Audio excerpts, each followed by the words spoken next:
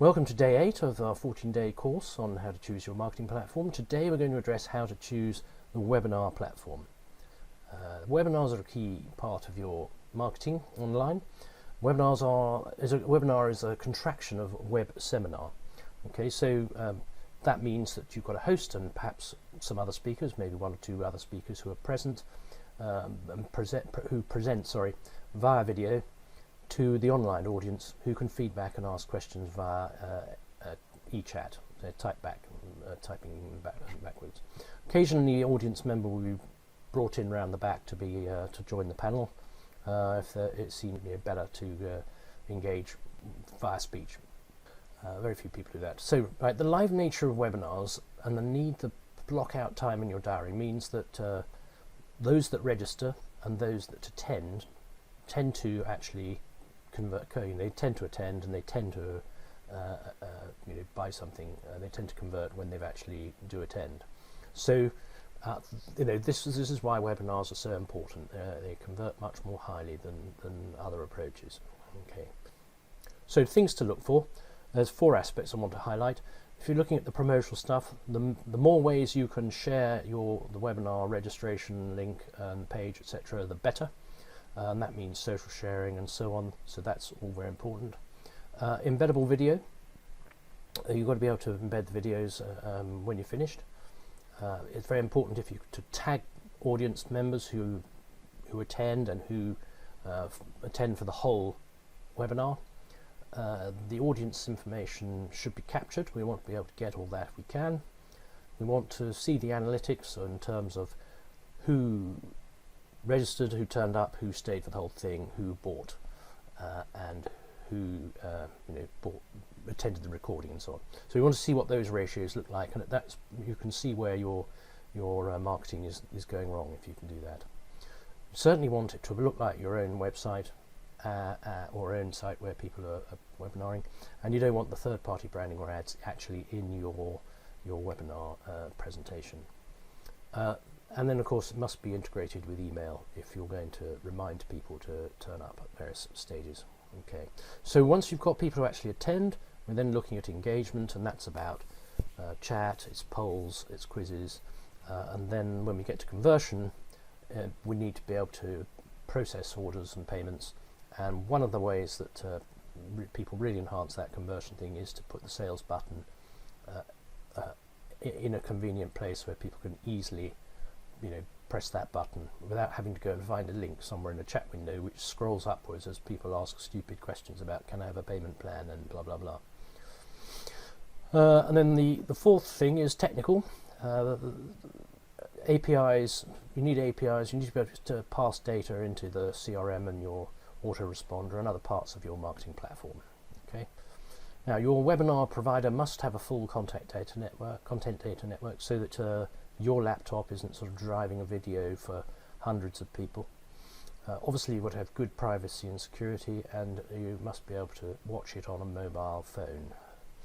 One of the leading vendors still insists you download a viewer for their webinars. That's messy and provides a sort of obstacle. Some companies don't allow their users to download anything that executable, so they won't be able to attend your webinar in that case. So and then very, very important, no latency. You'll completely lose the live nature of the webinar if there's more than 2 or 3 seconds delay, so that's a really big no-no. So let's have a look at how you can what your options are here. The free services, basically things like WordPress, plugins that kind of wrap around YouTube, Facebook Live, which are really they're just sort of providing a wraparound to the social media offering, if you like. There is lots of audience on these free services. They are on the platform, but the question is, can you find them, or can they find you? Unfortunately, there's a number of downsides for this. You don't get the customer's information, which is a real bore, unless you can somehow persuade them to connect up to you, opt in, go and download the slides or get the free whatever, or the transcript or whatever. So you probably have to give them a free gift in order to get hold of them.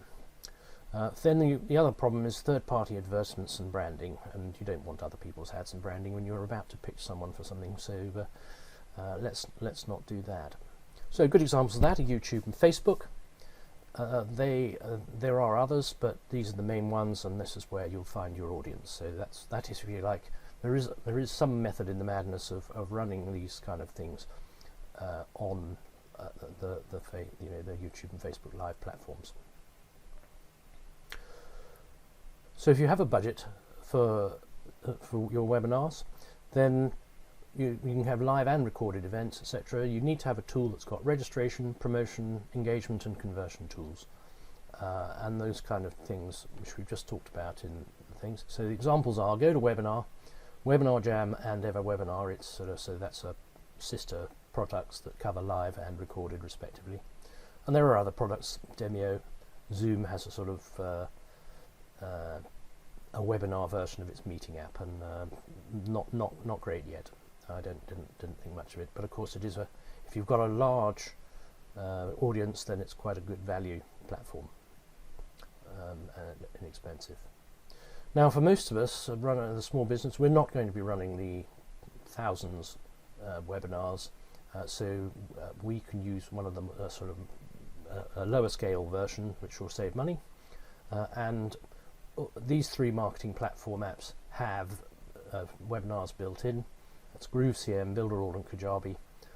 They're broadly comparable in the sort of functions they have to the paid webinar apps. They are an upgrade to the basic marketing platform, so you have to be platinum, not silver or something. But nevertheless, they're kind of better value and better integrated with the rest of your marketing than your blue or orange solutions. So that's why we're recommending that you have a marketing platform app, and you use that for your webinars, which of course may take you a little while to get used to the idea of presenting online. I know it took a few months or years to kind of step up to it, but it is worth it. People like to see your face, they like to hear your voice, and it's much better than trying to get email to convert. So thanks for hearing out my thoughts on choosing a webinar platform. Tomorrow's lesson we'll be looking at how to choose your streaming platform.